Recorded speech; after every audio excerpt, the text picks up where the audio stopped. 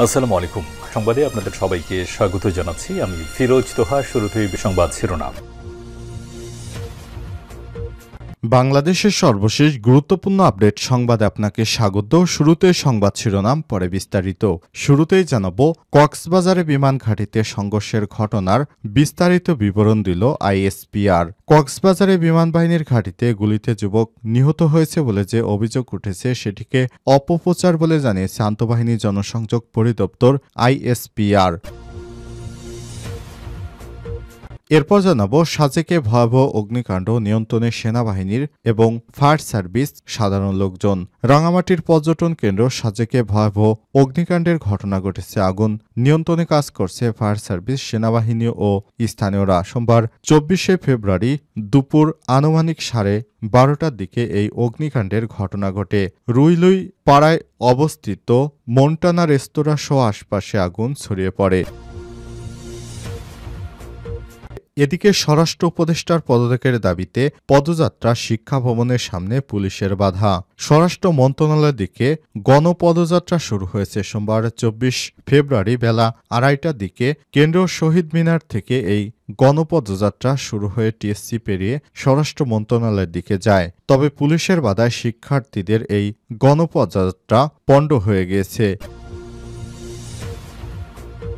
এদিকে আইনশৃঙ্খলা বাহিনীর তৎপরতা সন্ধ্যার পর থেকেই টের পাবেন বললেন স্বরাষ্ট্র উপদেষ্টা। স্বরাষ্ট্র উপদেষ্টা লেফটেন্যান্ট জেনারেল অবসরপ্রাপ্ত জাহাঙ্গীর আলম চৌধুরী বলেছেন, আজ রাতে আপনারা দেখতে পাবেন আমাদের আইনশৃঙ্খলা বাহিনীর অ্যাক্টিভিস্ট অনেক বেড়ে গেছে। এবারে জানাবো, বাড়ানো হচ্ছে যৌথ বাহিনীর টহল, বাড়ছে চেকপোস্ট, বললেন প্রেস সচিব। প্রধান উপদেষ্টার প্রেস সচিব শফিকুল আলম জানিয়েছেন, পুরো ঢাকা এবং দেশের যেসব জায়গায় আইনশৃঙ্খলা পরিস্থিতির অবনতি হয়েছে সেখানে সোমবার 24শে ফেব্রুয়ারি সন্ধ্যার পর থেকে যৌথ বাহিনীর টহল বাড়বে। এছাড়াও সারা দেশে বাড়ানো হবে চেকপোস্ট। সোমবার 24শে ফেব্রুয়ারি আইনশৃঙ্খলার সংক্রান্ত কোর কমিটির বৈঠক শেষে সব কথা জানান তিনি। এবং সর্বশেষ জানাবো, শহীদ সেনা দিবস উপলক্ষে বিএনপির দোয়া মাহফিল কর্মসূচি। বিডার বিদ্রোহে নিহতদের স্মরণে মঙ্গলবার 25 ফেব্রুয়ারি ঢাকাসহ সারা দেশে দোয়া মাহফিল করবে বিএনপি। আজ বিকেলে নয়াপল্টনে বিএনপির কেন্দ্রীয় কার্যালয়ে এক সংবাদ সম্মেলনে এসব তথ্য জানিয়েছে বিএনপির জ্যেষ্ঠ যুগ্ম মহাসচিব রুহুল কবির রিজভী। প্রিয় দর্শক, এতক্ষণ শুনছিলেন সংবাদ শিরোনাম, এবারে বিস্তারিত। তবে তার আগে বন্ধুরা, অনুরোধ থাকবে সংবাদটিতে একটি লাইক দিন। এই চ্যানেলে আপনি নতুন হয়ে থাকলে আমাদের সংবাদটি দেখতে দেখতে চ্যানেলটি সাবস্ক্রাইব করে রাখুন, যাতে করে বন্ধুরা আমাদের পরবর্তী লেটেস্ট আপডেট সংবাদগুলো সবার আগে আপনার কাছে পৌঁছে যায়। এবারে বিস্তারিত। কক্সবাজারে বিমান ঘাঁটিতে সংঘর্ষের ঘটনার বিস্তারিত বিবরণ দিল আইএসপিআর। কক্সবাজারে বিমান বাহিনীর ঘাঁটিতে গুলিতে যুবক নিহত হয়েছে বলে যে অভিযোগ উঠেছে সেটিকে অপপ্রচার বলে জানিয়েছে আন্তঃবাহিনী জনসংযোগ পরিদপ্তর আইএসপিআর। সোমবার 24 ফেব্রুয়ারি বিকেলে এক সংবাদ বিজ্ঞপ্তিতে সব তথ্য জানানো হয়েছে। আইএসপিআর জানিয়েছে, বিমান বাহিনীর গুলিতে যুবক নিহত হয়েছে বলে বিভিন্ন অপপ্রচার চলছে, যা সত্য নয়। ঘাঁটির ওপর কিছু স্থানীয় দুর্বৃত্তরা আতর্কিত হামলা চালালে বিমান বাহিনীর 4 সদস্য আহত হয়েছে, তারা চিকিৎসাধীন অবস্থায় রয়েছে। আইএসপিআর আরও জানায়, কক্সবাজারে বিমান ঘাঁটি সংলগ্ন সমিতিপাড়ায় কিছু স্থানীয় দুর্বৃত্ত আজ সোমবার বিমান বাহিনীর ঘাঁটিতে আতর্কিত হামলা চালায়। এই ঘটনার বিষয়ে সংবাদ বিজ্ঞপ্তিতে বলা হয়েছে, বিয়াম স্কুলের পাশে বিমান বাহিনীর চেকপোস্ট থেকে একজন স্থায়ী লোকের মোটরসাইকেলের কাগজপত্র না থাকায় বিমান বাহিনীর প্রবোস্ট কর্তৃক জিজ্ঞাসাবাদের জন্য ঘাঁটির ভেতরে নিয়ে যাওয়া হয়। এ সময় সমিতিপাড়ায় প্রায় 2 শতাধিকেরও বেশি স্থানীয় লোকজন বিমান বাহিনীর ঘাঁটির দিকে অগ্রসর হলে বিমান বাহিনীর সদস্যরা তাদের বাধা দেয়। পরে স্থানীয় লোকজন সংখ্যা বৃদ্ধি পেলে বিমান বাহিনীর চেকপোস্ট এলাকায় বিমান বাহিনীর সদস্য ও সমিতিপাড়ায় কিছু দুষ্কৃতকারী লোকজনের মধ্যে সংঘর্ষ হয়। ঘটনাস্থলে কুচক্রী মহলের ইন্ধনে দুর্বৃত্তরা বিমান বাহিনীর সদস্যদের উপর ইটপাটকেল নিক্ষেপ করে। তখন দুর্বৃত্তদের ছোড়া ইটপাটকেলের আঘাতে কয়েকজন গুরুতর আহত হয়। যার মধ্যে বিমান বাহিনীর 4 জন সদস্য, 1 নং অফিসার ও 3 নং বিমান সেনা। বিমান বাহিনীর সদস্যরা হাসপাতালে চিকিৎসাধীন অবস্থায় রয়েছে। আইএসপিআর আরও জানিয়েছে, রাষ্ট্রীয় গুরুত্বপূর্ণ স্থাপনা রক্ষার্থে বিমান বাহিনীর সদস্য কর্তৃক বিমান বাহিনীর রুলস অব এঙ্গেজমেন্ট অনুযায়ী ফাঁকা গুলি ছোড়া হয়, তবে স্থানীয় জনসাধারণের উপর কোনো প্রকার তাজা গুলি ছোড়া হয়নি। শিহাব কবির নাহিদ নামে এক যুবককে গুরুতর আহত অবস্থায় বিমান বাহিনীর গাড়িতে করে স্থানীয় হাসপাতালে নেওয়ার পথে তার মৃত্যু হয়েছে। যুবক নিহতের ঘটনায় বাংলাদেশ বিমান বাহিনী গভীর শোক ও পরিবারের প্রতি সহমর্মিতা প্রকাশ করেছেন। এমন অবস্থায় একটি কুচক্রী মহল বিমান বাহিনীর ভাবমূর্তি ক্ষুণ্ণ করার লক্ষ্যে সামাজিক যোগাযোগ মাধ্যমে বিমান বাহিনীর গুলিতে যুবক নিহত হয়েছে বলে বিভিন্ন অপপ্রচার চালিয়ে যাচ্ছে, যা সত্য নয়। এক্ষেত্রে প্রচারিত গুলির খোসার পরিবর্তে পর্যবেক্ষণ করলে দেখা যায় খোসাটি ফাঁকা গুলির, যা প্রাণঘাতী নয় এবং শুধু শব্দ তৈরি করে। সাজেকে ভয়াবহ অগ্নিকাণ্ড, নিয়ন্ত্রণে সেনাবাহিনী এবং ফায়ার সার্ভিস। রাঙামাটির পর্যটন কেন্দ্র সাজেকে ভয়াবহ অগ্নিকাণ্ডের ঘটনা ঘটেছে। আগুন নিয়ন্ত্রণে কাজ করছে ফায়ার সার্ভিস, সেনাবাহিনী। স্থানীয়রা সোমবার 24 ফেব্রুয়ারি দুপুর আনুমানিক 12:30টার দিকে এই অগ্নিকাণ্ডের ঘটনা ঘটে। রুইলুই পাড়ায় অবস্থিত মনটানা রেস্তোরাঁর আশপাশে আগুন ছড়িয়ে পড়ে। আগুন লাগার বিষয়টি গণমাধ্যমকে নিশ্চিত করেছেন বাঘাইছড়ি উপজেলা নির্বাহী কর্মকর্তা ইউএনও শিরিন আক্তার। সাজেকের মেঘসজ্জা রিসোর্টের মালিক মোহাম্মদ শাহিন বলেছেন, অবকাশ রিসোর্টের পাশ থেকে আগুনের সূত্রপাত, তবে কিভাবে আগুন লেগেছে সেটা বলতে পারছি না।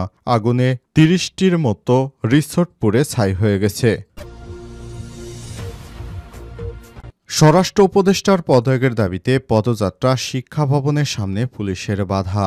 স্বরাষ্ট্র মন্ত্রণালয়ের দিকে গণপদযাত্রা শুরু হয়েছে। সোমবার 24 ফেব্রুয়ারি বেলা 2:30টার দিকে কেন্দ্রীয় শহীদ মিনার থেকে এই গণপদযাত্রা শুরু হয়ে টিএসসি পেরিয়ে স্বরাষ্ট্র মন্ত্রণালয়ের দিকে যায়। তবে বেলা 3টার দিকে শিক্ষা ভবনের সামনে আইন শৃঙ্খলা রক্ষাকারী বাহিনীর মিছিলকারীদের আটকে দেয়। এ সময় পদযাত্রায় অংশ নেওয়া শিক্ষার্থী তরুণদের সঙ্গে পুলিশের ধাক্কাধাক্কি, ধস্তাধস্তি হয়। এ সময় আন্দোলনকারীরা পুলিশের প্রতিবন্ধকতা সরিয়ে ফেলে, তবে পুলিশের বাধার মুখে সামনে সচিবালয়ের দিকে এগুতে পারেনি। পরে রাস্তায় বসে স্লোগান দেয় আন্দোলনকারীরা। এ সময় তারা যে সিস্টেম ধর্ষক পালে সেই সিস্টেম গুড়িয়ে দাও, জাগমাতা কন্যা ভাগিনী জায়া, step down home adviser Jahangir ইত্যাদি লেখা সম্বলিত প্লেকার্ড প্রদর্শন করেন। পদযাত্রায় অংশগ্রহণকারী নারী থেকে নারীতে বিদ্রোহ ছুঁয়ে দে, পুরুষের ক্ষমতা ভেঙে হোক সমতা, আমার বোন ধর্ষিত কেন, জাহাঙ্গীর জবাব চাই ইত্যাদি স্লোগান দিতে থাকেন।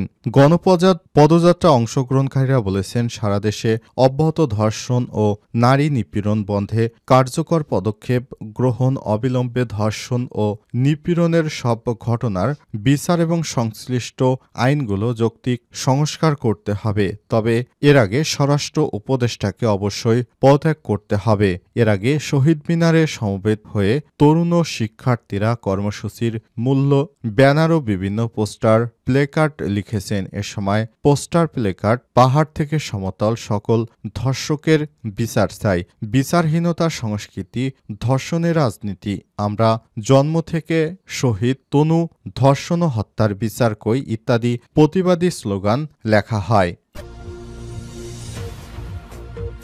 আইন শৃঙ্খলা বাহিনীর তৎপরতা সন্ধ্যার পর থেকেই টের পাবেন বললেন স্বরাষ্ট্র উপদেষ্টা। স্বরাষ্ট্র উপদেষ্টা লেফটেন্যান্ট জেনারেল অবসরপ্রাপ্ত জাহাঙ্গীর আলম চৌধুরী বলেছেন, আজ রাতে আপনারা দেখবেন আমাদের আইন শৃঙ্খলা বাহিনীর অ্যাক্টিভিটি অনেক বেড়ে গেছে। আমি আইন শৃঙ্খলা বাহিনীকে নির্দেশ দিয়েছি, আপনারা সন্ধ্যার পর থেকেই টের পাবেন। সোমবার 24 ফেব্রুয়ারি বিকেলে সচিবালয়ে স্বরাষ্ট্র মন্ত্রণালয়ের সম্মেলন কক্ষে স্বরাষ্ট্র উপদেষ্টার সভাপতিত্বে অনুষ্ঠিত কোর কমিটির সভা শেষে সাংবাদিকদের এসব কথা বলেছেন তিনি। অনেকে স্বরাষ্ট্র উপদেষ্টার পদত্যাগ চায় বিষয়ে জাহাঙ্গীর আলম চৌধুরী বলেছেন, পদত্যাগ অনেকে আমার দাফন করে ফেলেছেন, আমার জানাজাও হয়ে গেছে। স্বরাষ্ট্র মন্ত্রণালয়ে চাকরি করার ফলে জীবিত অবস্থায় জানাজার সওয়াব পেয়েছি। রাত 2:30টায় জরুরি সংবাদ সম্মেলন কেন করলেন এমন প্রশ্নের জবাবে তিনি বলেছেন, আগের পরিস্থিতি হলে আপনারা তো এই রাতেই ঘটনাটা জানতে পারতেন, কিন্তু গতকাল রোববার আমার ডাকা আধা ঘন্টা পর আপনারা হাজির হয়েছেন। আমি জানি আপনারা দিনেও রাতে কাজ করে যাচ্ছেন। আপনারাও যে দিনেও রাতে কাজ করে যাচ্ছি এটা বোঝানোর জন্য এমন হয়েছে। স্বরাষ্ট্র উপদেষ্টা শুধু দিনে ব্রিফ করেন না, দরকার হলেও রাতেও ব্রিফ করেন। স্বরাষ্ট্র উপদেষ্টা আরও বলেছেন, পুলিশকে আমি যে অবস্থায় পেয়েছি সেই অবস্থা থেকে আরও ভালো হয়েছে। তাদের কর্মকাণ্ড আরও বাড়ানোর সুযোগ রয়েছে। এটা তারা চেষ্টা করছে। আশা করি আস্তে আস্তে একটা ভালোর দিকে যাবে।